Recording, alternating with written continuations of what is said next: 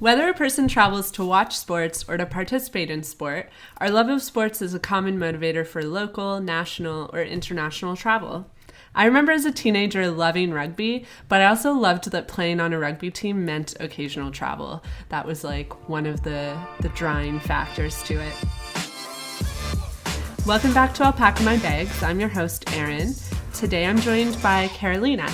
Hey, Erin. So I'm Karolina Tomaszewska.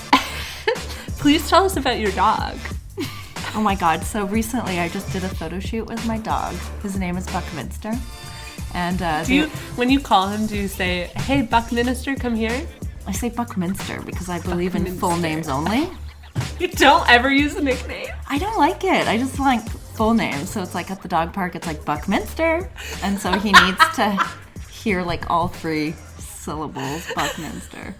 But I mean, with age, he's like almost 9 now, though. So, yeah. But so I have a normal day job that I work 9 to 5. So in addition to that, I do a lot of things outside of that. I do a lot of running. I participate in cultural events, and I think that's why I'm so drawn to traveling, because it really gives me something else and something else to look forward to that's like outside of my normal day-to-day thing. Yeah, I think that's why a lot of people like travel, actually. It's definitely why I do. Erin, I heard you have something to say about street food. Oh, yeah, okay. There's this have you seen this show on Netflix yet? I don't know. It's called Street Food. And it's kind of like Chef's Table. And this is weird for me to be talking about because I'm not really into food shows because of my peanut allergy, obviously. Like, I can't eat most of it, so why would I watch a show about it? But Lucas loves food shows, so we always have to watch them. His whole family, actually. So it was actually his entire family that was like, we need to watch the show. And I was begrudgingly like, okay, I'll watch this food show. But it takes place around the world in different locations. So the first one, his mom was like, we have to watch it. Like, it's Delhi, India. You guys have been there. It's going to blow your mind. So we watch it, and I cried. It was so good. And they tell these like beautiful stories about like the people that make the food. So it's about street food and like you learn about the food itself, but a lot of the show is about telling the story of like the people behind the food and the tradition behind the food. And literally every episode I was bawling.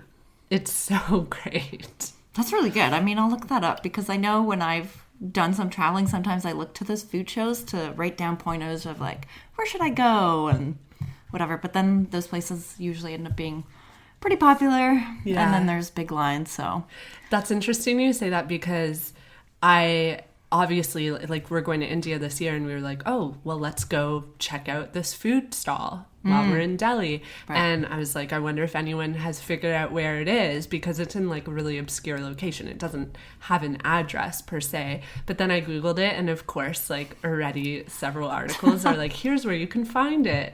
So it's kind of ruined. But regardless, like it's a great thing for that vendor. Yeah. And when you're watching the show, you're like, wow, these people, like, they really rely on this. It's like their means to live and the means to, like, put their children through school. And so I'd say, like, compared to other food shows, it's nice to see them highlighting people who can use the publicity rather than just, like, our typical bougie chefs that went to France for school. So in a couple of our episodes, we have touched on health and wellness travel, like yoga retreats and the concept of travel as self-care. But we're going to chat with Karolina about what we argue is another example. I was going to burp. Of travel as, it's the beer. Example of travel as self-care, sports tourism. And this is something that you've participated in now for a few years. Do you want to tell us what, in your view, sports tourism is?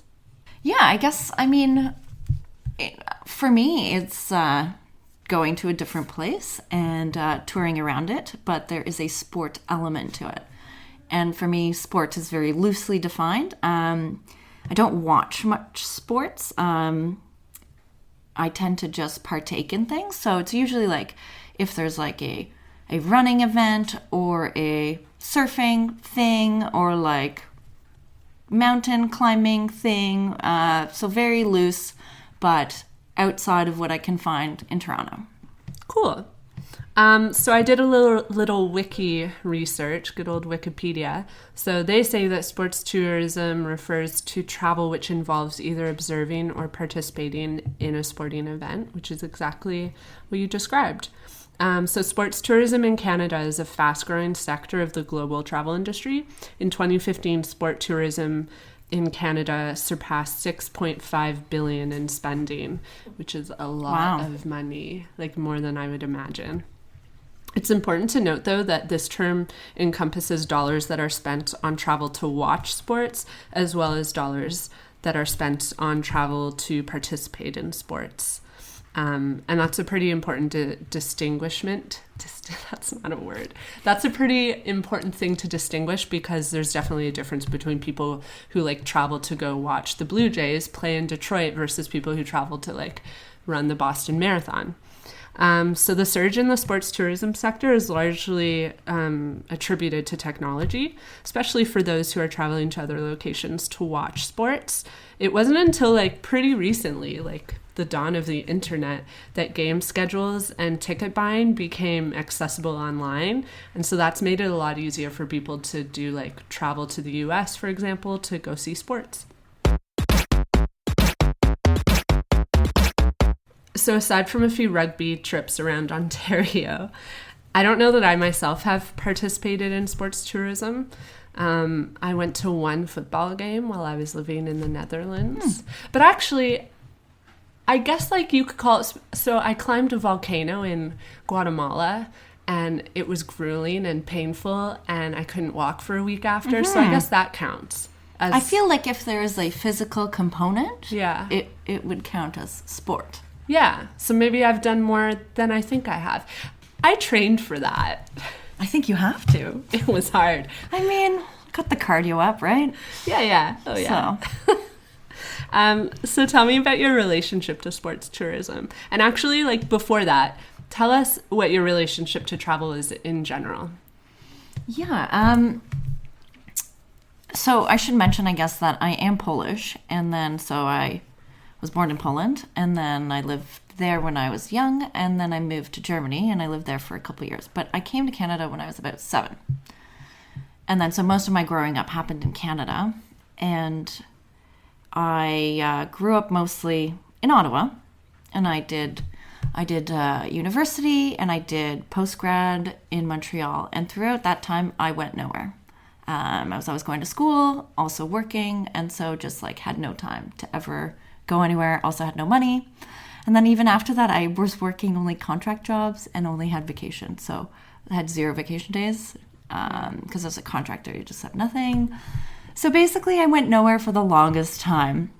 And then I had a friend that was working in travel. Like she was working for a travel company. And she was like, Karolina, why don't you never go anywhere? You got to like go somewhere. And I was like, oh, where am I going to go? I have no money. And she's like, well... And at the time, she had moved to India for a bit. She's like, come visit me in India. You can stay for free. And I was like, oh, well, this is a great idea. Like, I'll go to India. So having never been anywhere, I decide to go on this trip to India. Like total amateur, like packing, like traveling. Didn't realize it was like 3 flights to get there. Didn't realize anything. And I was just like so naive arriving, being like, this is a vacation now. And it was quite the experience as my first trip in like over 10 years. So, and that was only in 2015. So that was only 4 years ago. So wow. That was my first trip. And since then I'm hooked. So when did you start combining sports and travel? Yeah, so I guess after that trip to India, I also started being active. And so being active, I started running in the city. And just like casually, like in the alleys, like in the evenings after work. And I would run in a group setting because I don't have much motivation to do much on my own. But if there's like a group, I will be like, okay, 8 p.m. on a Tuesday, I can make that. And I would.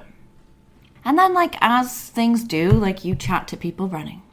And people were doing these exciting things, you know. They're like, oh, I'm going to run a marathon. Oh, I'm going to do this. Oh, I was like, wow, okay, this is cool, I guess. Meanwhile, I'm like struggling to keep up on the on just like the local social run. But one person appeared one day, and this guy was like from New York and was just like popping in for a social run. And his name was like Nacho. And he tells me, he's like, oh, Karolina, you know, they have these things. They're called Bridge the Gap events. I'm like, what does that even mean? And apparently it's like where a local run community will host an event, and then they will host travelers from other places to their place. Oh. So like if I was traveling somewhere and I needed a place to stay, you know, if it was like a Bridge the Gap event, they could like arrange to put me up, or they could arrange like certain things or whatever. So it was like this built-in community of like running, sharing things. Whoa, that's so cool. So that was like the first I'd ever heard of it. And he's like, oh yeah, I've been all over doing that. And like, I was like, okay. So it was one day, and that was like ingrained in my head. And I tried to Google it, and I didn't find too much info. I was like, this must be like a secret group. Kind of secret. Like, how do I get on the in? But all of a sudden, I think an event appeared, and it was in Washington, which wasn't that far. And I was like, oh my God, there's one of these Bridge the Gap events. And I sold it to my friends. I was like, hey, listen, we have to go. It's a Bridge the Gap event. It's going to be really fun. And I'm like, meanwhile, I'm like, I have no idea what this is. But like, they're saying it's cool, and you register, and there's like a whole, like, whatever. So we got, I think, 5 or 6 people in to put our names in the ballot, because it's like they have to draw you to do this. So the event is based around a run. So in this case, it was a cherry blossom 10 mile. So that's like 16 kilometers. And I hadn't run that distance ever, but I was like, whatever, this is going to be really hype. It's in Washington. It's going to be cool. And a bunch of people agreed to go with me, and we, of course, got in on the ballot. So we're like, yay! We're in. We're going to Washington. And sure enough, like a couple days before, they release a schedule for these events. So it's like, depending what day you get in there, you can, there's like a run around the monuments. There's like a carbo-loading dinner. So like before the race, you're supposed to eat a bunch of carbs. So they prepared like a dinner with like dancing and a bunch of stuff. There's a post-race party. So like all these things are prepared for out-of-towners and the locals to like celebrate this like running event. But you also get to see the monuments, and like there's a bit of a tourism element included in that. So they specifically made, so a shakeout run is the run you do before the run, the pre-run run. Whoa.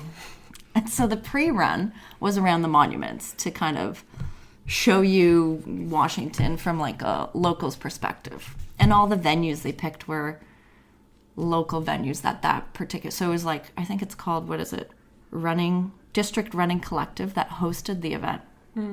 And so it was like their favorite spots. So we made it to Washington. I guess I was going to tell the story of like trying to get to Washington, because it was a bit messy. Yeah, it was challenging. Don't you just take a plane? So I thought like it would be very close and you just take a plane, but somehow all 5 of us booked different flights. So like I was on one flight with a friend, and then 2 other people were on a morning one, and someone else was like way earlier, and everyone's flights got canceled. And I was like, oh no. And like the cancellations start flowing in, like I'm at work and I get a ping. It's like, your flight has been canceled. You've been rebooked to Monday. I was like, wait, that's like after the whole race ends. So I was like, oh no. Tappity tap on the computer, like, please fix this. I mean, meanwhile, one girl was already in the air. So that was like, okay. So she's like on her way. Everyone else is canceled. So it's like this massive flurry of texts of like, who's canceled? Who's this? Da, da, da. So I managed to rebook myself and my friend for like a layover in Boston. And I'm feeling confident and I'm feeling great. And somehow my friends also rebook, but somehow they keep getting canceled. Like all their rebookings get canceled. So then everyone arrives at the airport and we're like, what do we do? Like, I still have a functioning flight. So 2 of us do. 3 of them don't. And 1 is in the air. So then the 3 of them decide to drive. No. And I'm like, oh, I hate cars. Like, I just don't do road trips. So I'm like, I'm going to just hope hope that this flight is not canceled. Yeah. And magically it wasn't. Okay, phew. I was going to say. But it was delayed. And it was so delayed that I was in the air and my connection in Boston had come up. I was like, okay, well, right now our Boston flight is leaving. I guess Boston is cool too. We can stay there and hopefully get there the next morning. But somehow we ran through the airport, caught the connecting flight, arrived in Washington, and it was magical. And then I'm like, yay, let's get to the Airbnb. The girl, like the previous person that left in the morning, was texting us all day. She's already there. It's perfect. Let's go. We get there. Ring-a-ding-ding. And no one answers the door. And I'm like, where is this girl? Like, it's late. It's like 11 o'clock at night, but like still. Yeah. I'm like ringing. I'm like, gotta turn the data on, phone her. Nothing's working. So I, phone the people in the car. I'm like, have you guys heard from this girl? Like, I'm here at the Airbnb. There's 2 of us. We're trying to get in, and we can't get in. And they're like, no, we haven't heard anything. It's now getting like to midnight. I'm like, oh no, what's happening here? I didn't know what to do. So we're like, okay, let's go get pizza and a beer, I guess. Because like, what can we do until this situation clears itself? And I guess what had happened is she fell asleep. So she was just sleeping. She was in there the whole time. In there, sleeping. Where did you sleep? So I ended up at this, like, we had to, like, bar hop because they kept closing. And finally one, like, let us in. And I'm like, listen, we're from Canada. We're locked out of the Airbnb. Just let me hang out here. Oh my God. And poor guy was like, okay, you just sit at the bar. And I just kept, like, trying to phone my friend. And I think around 4:30 she answered and was like, hello? And I was so mad. I was like, I cannot talk to this girl right now. So my friend did. And she's like, we're coming in now. So needless to say, we were tired. Oh, it was tiring. But, like, I was like, we have to go to this thing. We have to go to the pre-run, or else, like, we won't know what's up. And the pre-run run was good. Like, it was so nice. They took us around Washington. The music, they just, like, basically closed off a street. And it was, like, a big party in the street. There was, like, coffee and bagels and photo booths and, like, people dancing. Like, the run was, like, pretty short compared to the actual event around it. Yeah. So I was really happy I went. And then you were hooked.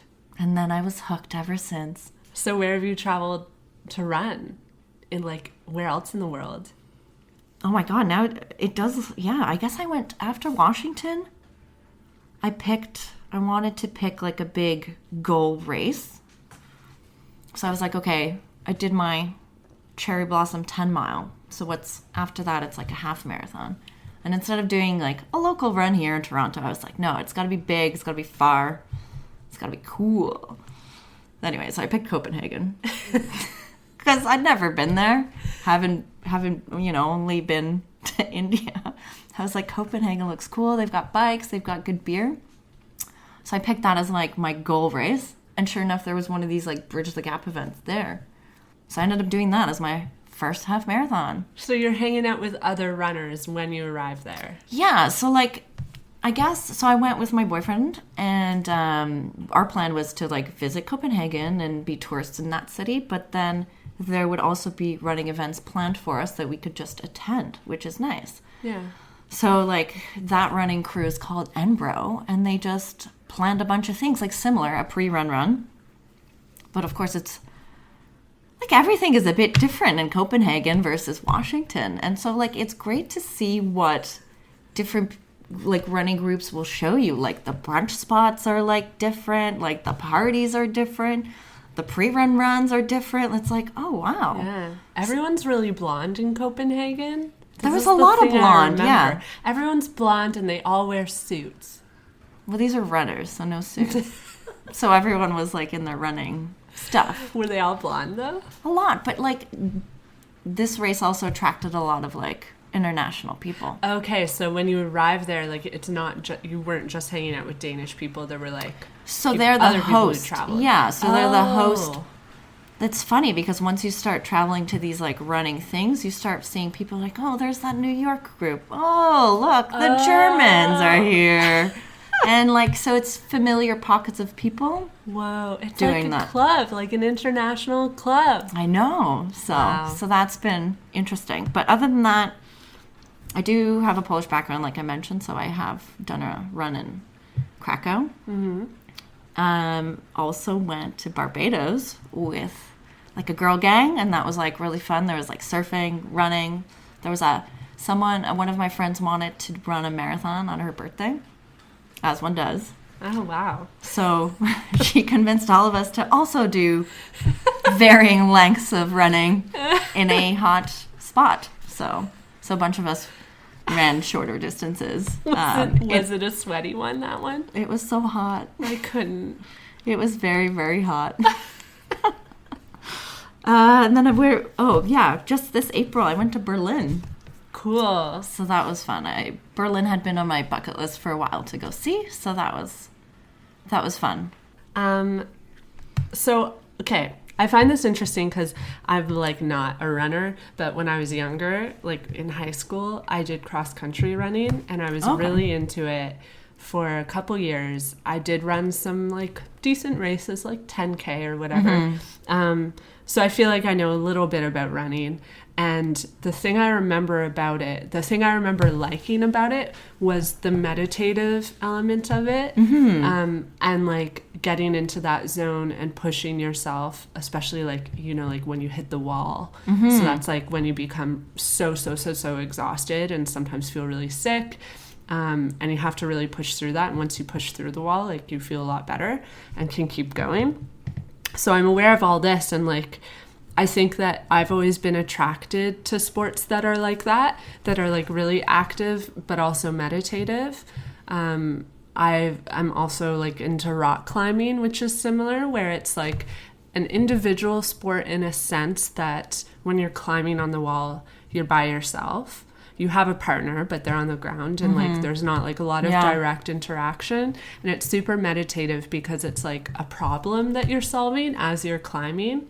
And so when I got into climbing, I was like, oh, this is kind of similar to running in that sense. And running is also like, it's an individual sport, but there's also like a group and community element to it, but it's not like soccer where you're playing on a team. Yeah. And so I was thinking about this, and I was like, it reminds me of like yoga in the sense that there is this like meditative aspect to it. It's just in a different format.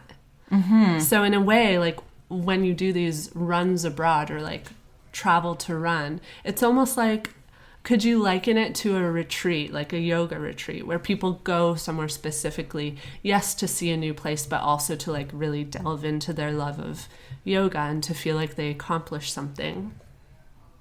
Yes, and I do think it is. So I have not yet been to one of these, but I have been recently Googling these running retreats. So it's essentially a pre-planned running adventure. And so they take you, there was like a fun company that does them that I just found. It's called like Air Libre. And they take you to like Patagonia, Mexico City, and it's like 6 days all inclusive, and like 4 or 5 days of those are running, but they immerse you in the culture. So they apparently spend like a couple years researching kind of everything around there, and then take a group of runners there on what they call a retreat. So it is, you're like fully immersed in the culture, in the people.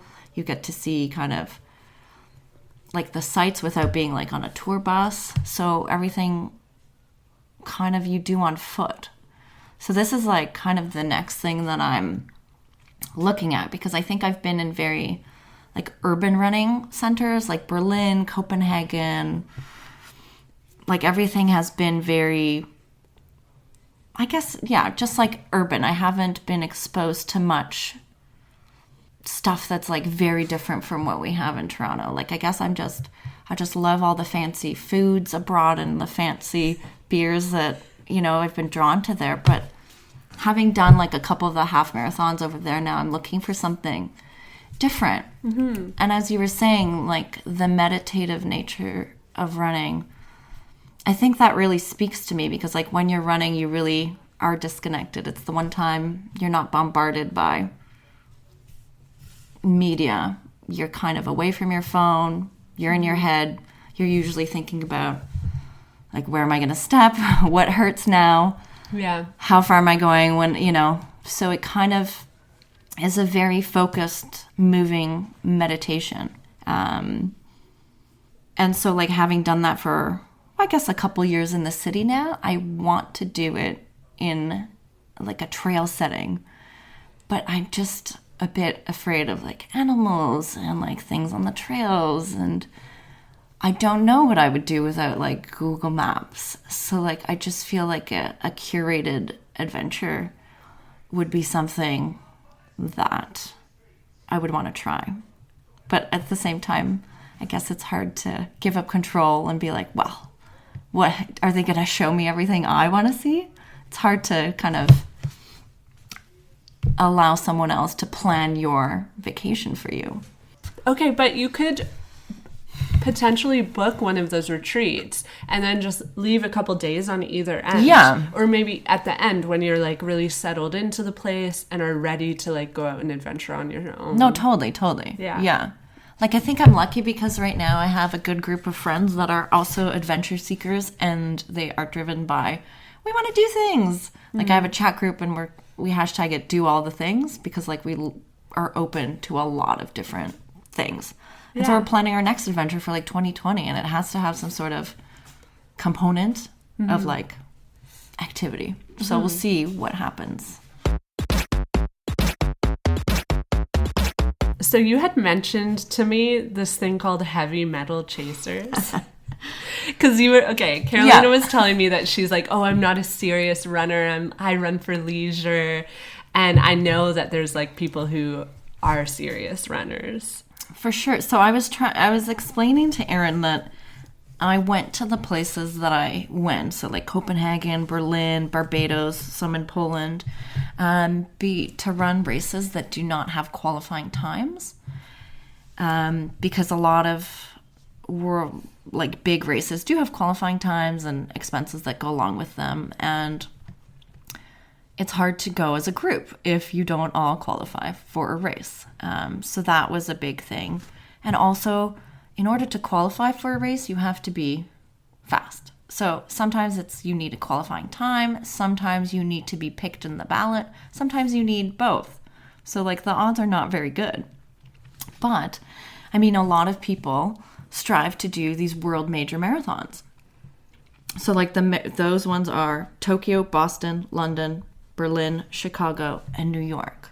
So often, whenever a ballot opens, all in the running communities that flutter, they're like, I got in, I put my name in for this ballot, I put my name in for that ballot.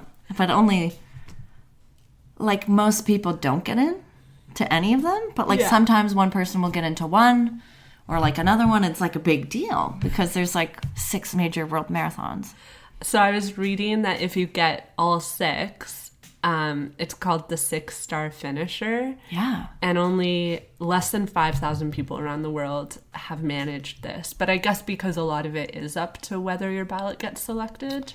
Yeah. Like there is an element of chance to it. Chance and... You have to qualify. And you have to qualify. So the hardest one to qualify for right now is the Boston. So many... Like it takes... Some people just can't hit those times. Like I could never... I don't know what the qualifying time is, but I think it's like 3 hours something for a marathon right now. And a marathon is 42K? Yeah. So, and it depends on your age, it depends on your gender, and the time goes up a bit as you get older. So as you get older, you have a higher chance of getting in. Oh, interesting. They're also expensive. So like, I think like New York is like $400 US. What? Like once you get picked, if you get picked. But like there's a whole experience to that. I mean, the security, you get ponchos at the end. Like, is it branded so that everyone knows? I think so. The marathon? Okay, good. Cause... Oh yeah, so talking about the world marathons and people, so if you do all 6, you get the Super Bling medal. Yeah, how big is it? I've seen it on the internet. It's pretty big. So Can it's you wear like, it around your neck, or is yeah, it you too do. big? You do wear it around the neck because it's like mini versions of all the other medals. So all combined. And you So- get a plaque, I was reading. I think they give you a certificate too, yeah. So you get a whole So it's a big deal. big deal. Okay, well, I did some internet browsing because I had heard about this thing called the Marathon des Sables. It's a 6-day race across the desert of Morocco. And the distance of this race is the equivalent of 6 marathons. What's 42 times 6? Google, where are you when I need you? Okay, whatever, it's long. And it's known as being the toughest foot race in the world, probably because you're in the desert. Have you ever been in a desert, like a sandy desert? No. So I've been in one, and you think that it's going to be fun, like running on the sand dunes. But then, like, I'll never forget, I was in Morocco, and they brought me to the Sahara, and I got off my camel, and I looked at this huge sand dune, and I was like, I'm climbing that sand dune. And it was huge. So Yeah. you start running, and your feet just sink in, so you're running for, like, a minute, and you've progressed like 30 centimeters because you just sink geez. backwards. And that's all I could think about when I was reading about this marathon, because they're running through like sand dunes and desert. So not only are they running like absurdly far, 252. 252 kilometers in the blazing sun, carrying like all their own Gear and yeah. stuff Ooh. for the trip. It's just absurd. I was like, climbing one of those sand dunes would be twice as hard as like running a regular race like on cement. So I'm curious about, so we talk like pretty frequently about gender on the podcast, especially in the context of travel, but I was wondering if you had like any insight or wanted to share any of your experiences being a woman who actively participates in sports. I mean, I guess sport is new. I wasn't active many years ago. So like I'd say I, only started running in 2016. So since then, I feel like I've come into running at like a pretty decent time. Races are open to women. I'm able to enter, to compete, to run. I'm not blocked in most places to run. Mm-hmm. That being said, I know that a lot of hard work was done before my time. So, like, there was a big anniversary recently because I guess it was Catherine Switzer that became the first woman to run the Boston Marathon as a numbered entrant in 1967. Which is not long ago. Which is not long ago at all. And, like, she only got in, apparently, because she used her initials, like KV Switzer, because women just weren't allowed in. But somehow she got a bib. Oh, and once they had issued it to her, well, apparently the race director tried to pull her off the course mid-race, but she managed to keep going. And that was in 1967. Yeah, she ran away, 67. So that's like crazy to think, and then I checked what 2018 was. 2018 had 45% women. So I was like, wow. From 67, there was one woman now. It's like the field is 45% women. Yeah, that's a incredible. huge jump. So I found a really interesting article from Chatelaine about the history of women competing in the Olympics. So because the Olympics are such a noted and global event, I feel like they serve as a really good insight into the global status of women in sport. So Laura Robinson writes that disparities in the Olympics still exist. While men compete in the decathlon, which is 10 events, women have the heptathlon, which is only 7 events. At the Beijing Games, a female track cyclist had 3 events compared to 7 for men, and there are no flat water canoeing events for women, which shuts out thousands of athletes. And even more troubling, a handful of countries like Saudi Arabia and the United Arab Emirates only send male teams. And this is a situation that the Olympics continue to condone, which,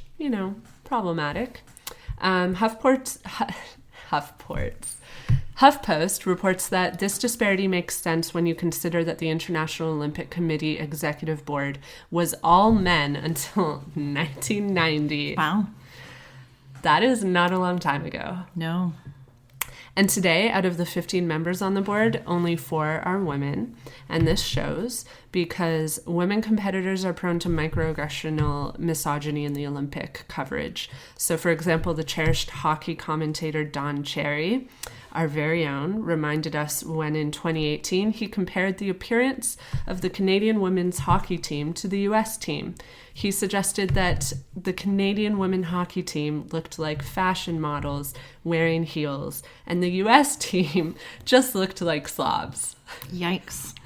I think about, I guess coming into running, I feel like, okay, I'm able to compete. I'm okay. Women must be doing okay. But then, obviously there's so many issues. Like things pop up in the media all the time, and I think about things like, what about recently when Serena Williams and her catsuit, like the outfit that she was wearing at the French Open was banned because, she said she was wearing it for health reasons or whatever, but like, why do they have to comment on like what she is wearing if she's just a good player? Like that sort of stuff. And recently there was a big Nike campaign. I don't know if you guys saw this, the Breaking 2. So it was Nike put in, I think it's like millions of dollars to train 3 elite men runners to try to get them to break the 2-hour marathon barrier because no one's done it.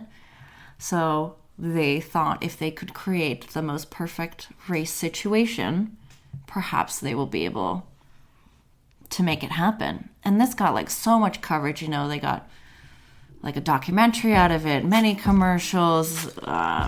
Like I remember I was watching it happen live at like my local running store on Spadina at like 4 a.m. because of the time change. It was like so exciting, but it was like this big hyped Nike event. But why do they not have such big sponsorships for women?